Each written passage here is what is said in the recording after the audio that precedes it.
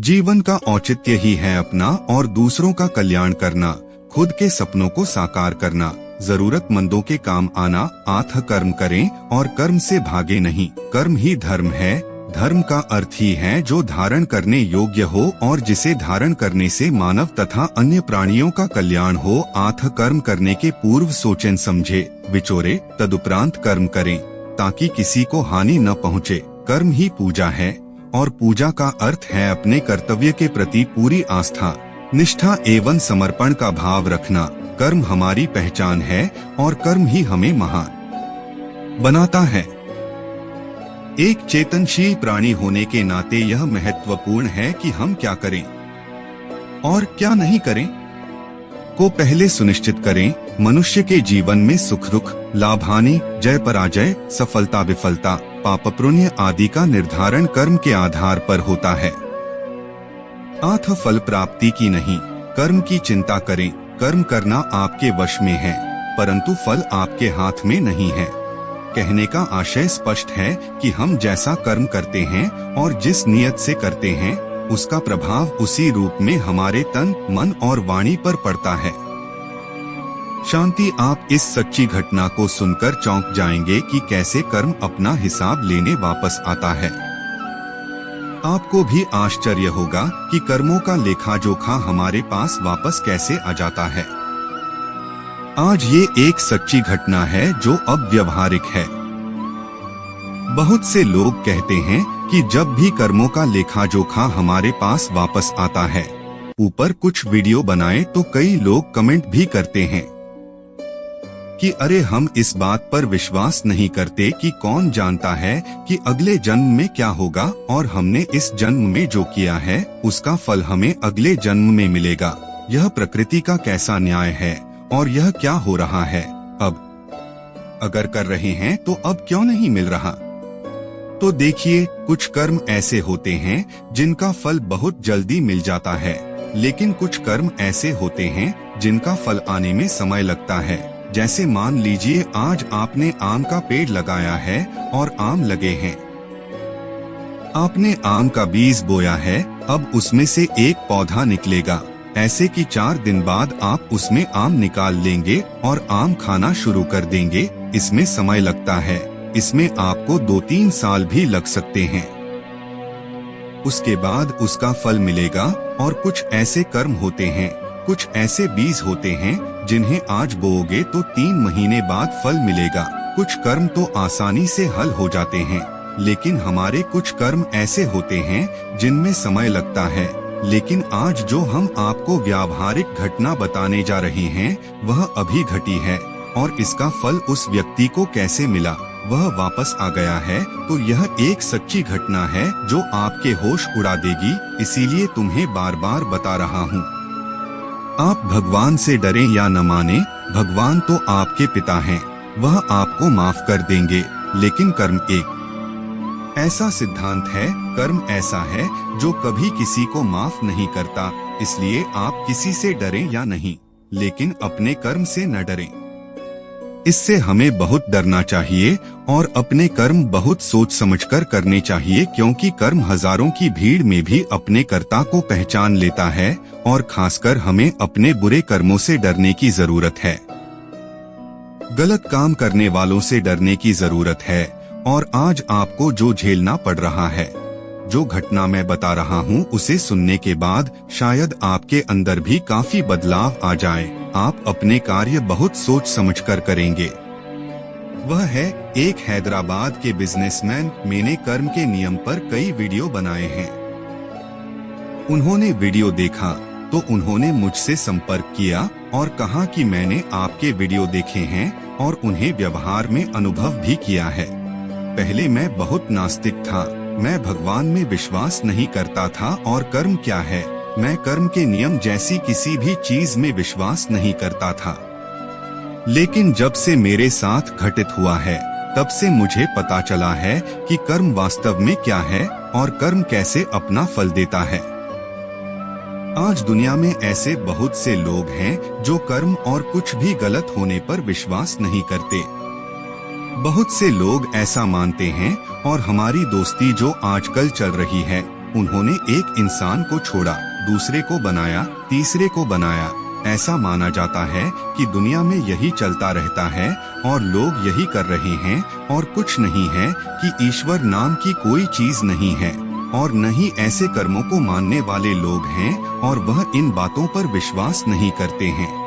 और उन्होंने बताया कि अगर लोगों को मेरे बारे में पता चल जाता है कहानी, मेरे कर्म और सच्ची घटना जो मेरे साथ घटी, हो सकता है कि कुछ लोगों की जिंदगी में कुछ सुधार आ जाए और उनकी जिंदगी खराब होने से बच जाए। तो उन्होंने बताया कि वह बहुत बड़े बिजनेसमैन हैं और उन्होंने बताया कि यह करीब 11.5 साल पहले की बात है। एक प्यार करने वाले और दयालु व्यक्ति हुआ करते थे। मुझे किसी से प्यार करने या मिलने की मनाही थी और इन बातों पर विश्वास किया। मुझे न भगवान पर भरोसा था न कर्म पर। एक नास्तिक किस्म का व्यक्ति था जो उन लोगों की तरह है जो सिर्फ पार्टी करते हैं और कड़ी मेहनत करते हैं। ऐसे ही मेरा कर्म हुआ। अब हुआ यह था कि उसका एक दोस्त था और वह उससे कहता था कि मैं तुमसे बहुत प्यार करता हूँ और मैं तुमसे शादी करूँगा और मैं तुम्हारे बिना नहीं रह सकता। और उसने कई बार शादी की बात कहकर मना कर दिया और मैंने उसे रहने के लिए मना लिया उसके साथ और उसे मुझ पर भरोसा दिलाया। कई बार रिलेशनशिप में भी मैंने उससे ऐसे ही बात की और जैसे ही लड़की धीरे धीरे सीरियस होकर उसके काफी करीब आ जाती है तो उसे उस पर भरोसा हो जाता है और वह तुरंत शादी करना चाहती है। वह उन्हें ना कहने के लिए तैयार हो गई, वह शादी करने के लिए तैयार हो गई। अब क्या था, धीरे धीरे उस समय लड़की गर्भवती हो गई और फिर क्या हुआ कि जब वह शादी के लिए दबाव बनाने लगती है तो शादी हो जाती है कि अब उसे शादी करनी ही पड़ेगी। शादीशुदा है, उसे शादी करनी है और क्या करेगी, फिर दबाव डालने लगी। होता यह है कि शादी तब होती है जब वह शादी के लिए दबाव डालने लगती है कि अब उसे शादी करनी है, उसे शादी करनी है। और वह क्या करेगी, फिर वह दबाव डालने लगी, फिर वह कहने लगी कि मैंने सब कुछ ऐसे ही किया है और मैं इन चीजों में पढ़ाई नहीं करना चाहती। और उसने बताया कि लड़की थोड़ी विकलांग थी और दिखने में बहुत सुंदर है। तो कहते हैं कि मैंने सोचा था कि यह चाहिए, लेकिन मैंने उसके साथ गलत किया और वह विकलांग थी। इसलिए मेरी सोच पहले से ही थी कि वह विकलांग है और बस इसका उपयोग करें, उपयोग करने के बाद मैं इसे छोड़ दूंगा, हटा दूंगा। अब जब लड़की की तरफ से बहुत दबाव पड़ने लगा और इसने बिल्कुल मना कर दिया कि नहीं, मैं तुमसे शादी नहीं करना चाहता और मैं तुम्हारे साथ कुछ नहीं करता, मैं तुमसे प्यार नहीं करता, और मैंने उसे पूरी तरह से छोड़ दिया। अब जब आप किसी के साथ ऐसा करेंगे तो उसकी क्या हालत होगी। अब उसे इतना बुरा लगा कि उसने मना कर दिया और वह लड़की डिप्रेशन में चली गई। वह पूरी तरह से परेशान हो गई और उसे ऐसा महसूस हो रहा था जैसे वह पूरी तरह से बेहोश हो गई हो कि अब मेरी कोई लड़की इस हालत में हो तो क्या होगा और उस हालत में उसकी स्थिति क्या होगी। उसे खुद पर काबू पाना बहुत मुश्किल हो रहा था। अब जब वह डिप्रेशन में चली गई तो उसका क्या, अब क्या हो, क्या उसके जीवन में कोई बाधा है और उसकी देखभाल कौन करेगा। उसकी देखभाल करने वाला कोई नहीं होना चाहिए। जब पता चला कि वह ऐसी स्थिति में है तो उसकी हालत खराब हो गई और उसकी दवाइयाँ काम करने लगी और कुछ ही महीनों में एक ऐसा दौर आया कि लड़की ने किसी न किसी तरह से आत्महत्या कर ली। वो बच गया, वो मर गई, उस लड़की ने आत्महत्या कर ली और यह किसी न किसी तरह से हुआ और उसे लगा कि अरे मैं तो बच गया और मुझे कुछ भी नहीं हुआ है। वह लड़की भी चली गई, वो मेरी जिंदगी से चली गई, मेरी जिंदगी से दूर चली गई। मैंने आत्महत्या की है और उसने किसी से ऐसा कुछ नहीं कहा है। उन्होंने ऐसा कोई सबूत नहीं छोड़ा है जिससे मेरे खिलाफ कोई आरोप लगाया जा सके या मेरे खिलाफ कोई मामला दर्ज किया जा सके। ऐसा कुछ नहीं हुआ है और इस शख्स ने इसे शांति से स्वीकार कर लिया। उसने सोचा कि मैं शांति में हूँ। मैं खुशी से रह सकता हूँ और खुश रह सकता हूँ, लेकिन वह कहते थे कि आखिरी बार जब हमने उनसे बात की थी तो उन्होंने स्वीकार किया था कि उन्होंने बहुत बद्दुआ दी थी कि तुमने मेरे साथ गलत किया है और तुम्हारे साथ भी ऐसा ही होगा, किसी न किसी दिन परिणाम भुगतना होगा।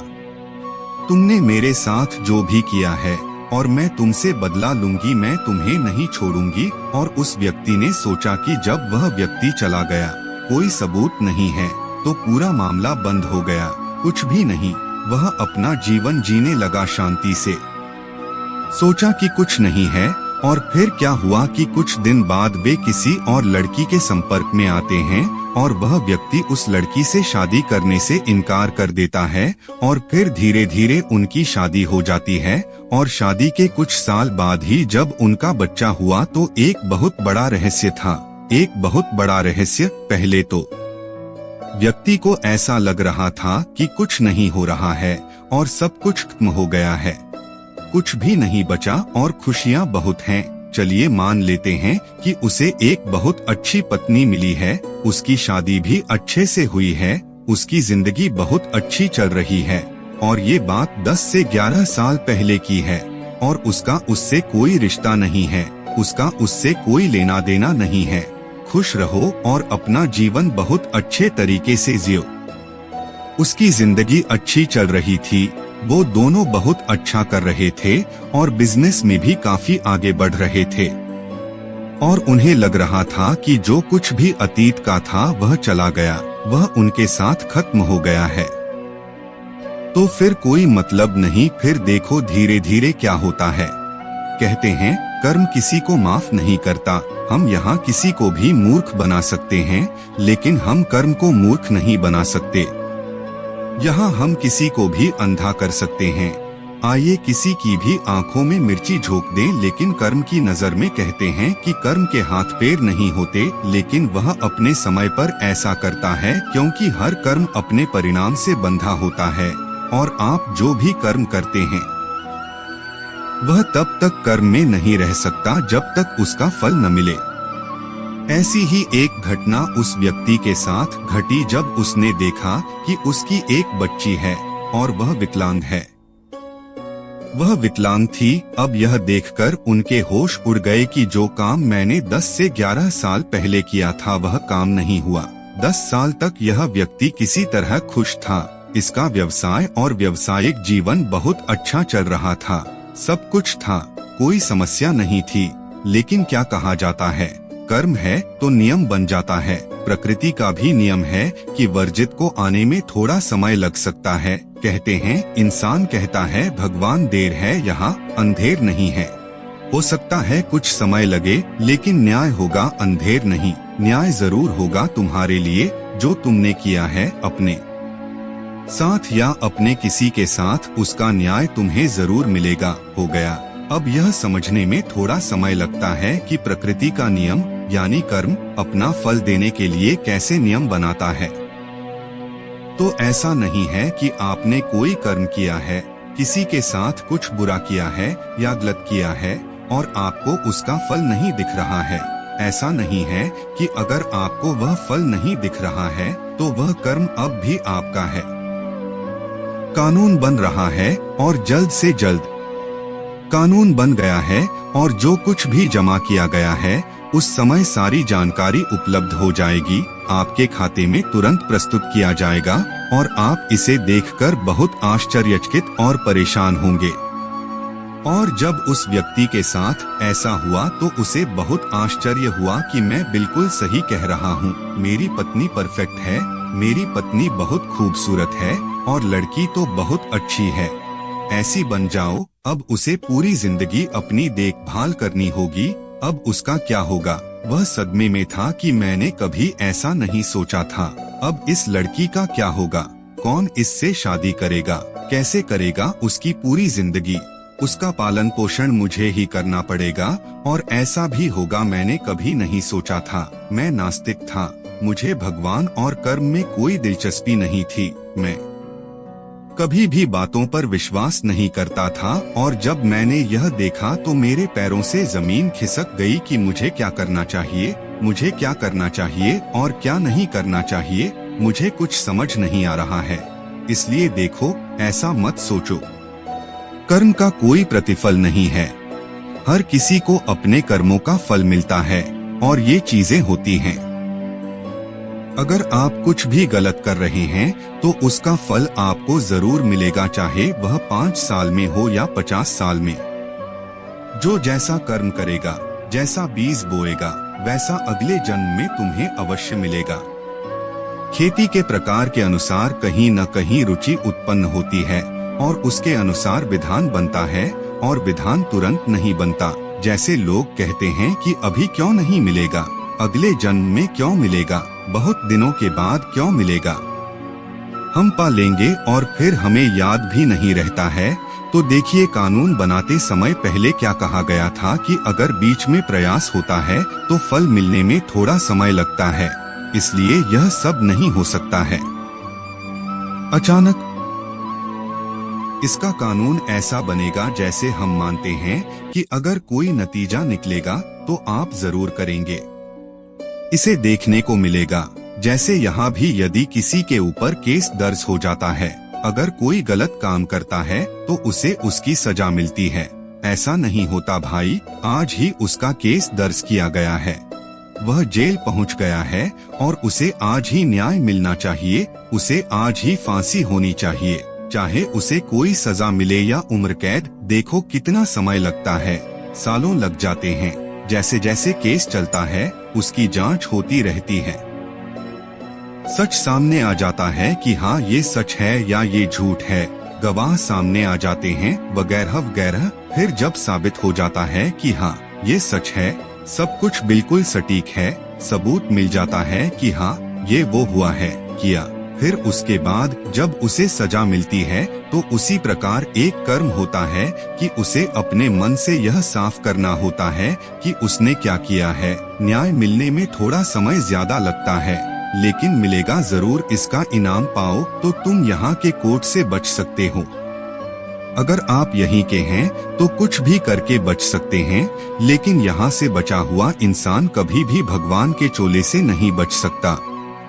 गीता में भी कहा गया है कि भगवान श्री कृष्ण कहते हैं कि जो भी तुम्हारे शुभ और अशुभ कर्म हैं, वे आपको परिणाम दिए बिना छोड़ने वाले नहीं हैं, वे आपको परिणाम दिए बिना नहीं छोड़ सकते हैं। और आपने जो कुछ किया है वह आपको भुगतना ही पड़ेगा, चाहे वह आपके साथ 5 साल में हो या 10 साल में। या हो सकता है कि अगले जन्म में ऐसा हो, लेकिन आपको इसे भुगतना पड़ेगा। तुम समझते हो कि हमने जो कर्म किया है वह बन रहा है, तैयारी हो रही है। आप उस चीज के बारे में नहीं जानते, जैसे कि नाटक तब होता है जब वह रामलीला हो, अभिनय हो या नाटक कुछ भी हो। एक पर्दा खींचा जाता है और एक्टर पर्दे के पीछे तैयार हैं, यानी पर्दे के पीछे तैयारियां चल रही हैं, और जैसे ही वक्त आएगा शुरू करने के लिए खेलें, पर्दा खुल जाएगा और वे रिएक्टर आगे आकर अपना कार्य करेंगे। एक बार यह शुरू हो गया तो समझ लीजिए कि कानून बन रहा है आपके पर्दे के पीछे, और जैसे ही कानून बनता है और जब वह समय आता है वो घटना आपके सामने आ जाएगी, और जब वो दुर्घटना होगी तब तुम समझोगे कि हाँ यह चीजें घटती रहती हैं और आप उनसे कभी बच नहीं सकते। और जब ऐसी घटना किसी के साथ घटती है तो लोग उसे समझ जाते हैं। असल में हमें किसी के साथ कुछ भी गलत नहीं करना चाहिए, हमें अपने कार्यों से डरना चाहिए। आज बहुत से लोग हैं कि तुम ऐसा करते रहो, अपने दोस्तों को बेवकूफ बनाना, अपने परिवार वालों को मूर्ख बनाना, किसी लेन देन में किसी को मूर्ख बनाना, रिश्तों में किसी को मूर्ख बनाना, धोखा। बाहरी लोग आप यहाँ के लोगों को मूर्ख बना सकते हैं, आप किसी को भी मूर्ख बना सकते हैं, आप कर सकते हैं, लेकिन आप ईश्वर के नियम, ब्रह्मांड के कानून, ईश्वर के कानून को मूर्ख नहीं बना सकते, चाहे कैसे भी तुम चतुर बनो। लेकिन एक दिन तुम्हें ऐसा करना ही पड़ेगा। अपने कार्यों के आगे अपना सिर झुकाओ, उससे कोई बच नहीं सकता। इसीलिए हम आपसे बार बार कहते हैं कि आप अपने कार्यों पर बहुत सोच विचार कर कार्य करें। अपने जीवन में किसी को धोखा मत दो, नहीं तो एक दिन आप भी धोखा खाओगे और जब वह कर्म वापस आता है तो हम अपना होश खो बैठते हैं। इसीलिए यह सुनने के बाद अगर आप अपने जीवन में कुछ गलत कर रहे हैं तो आपको अपने जीवन में बदलाव लाना होगा, क्योंकि कर्म किसी को नहीं छोड़ता।